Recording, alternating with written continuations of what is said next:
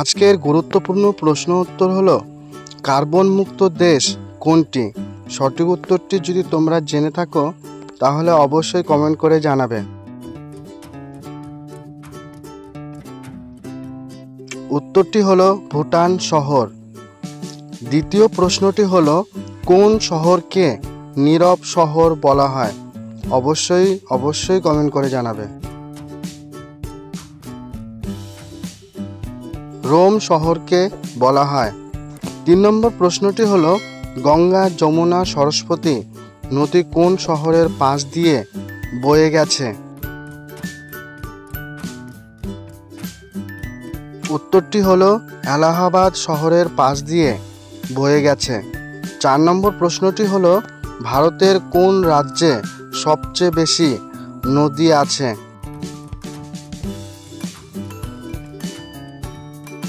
উত্তরটি হলো কেরালা রাজ্যে সবচেয়ে বেশি নদী আছে।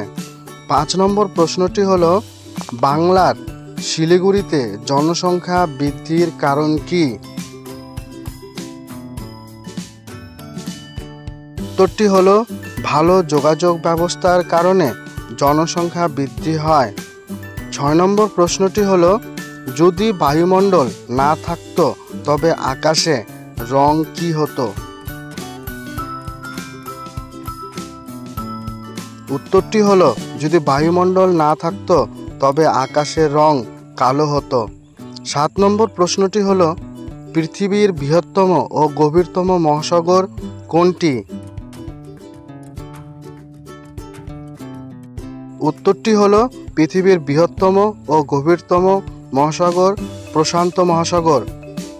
8 নম্বর প্রশ্নটি হলো বাংলার কোন জেলায় সবচেয়ে কম বৃষ্টিপাত হয়? উত্তরটি হলো পুরুলিয়া জেলায় সবচেয়ে কম বৃষ্টিপাত হয়। 9 নম্বর প্রশ্নটি হলো বাংলার কোন জেলায় সবচেয়ে বেশি গরম পড়ে?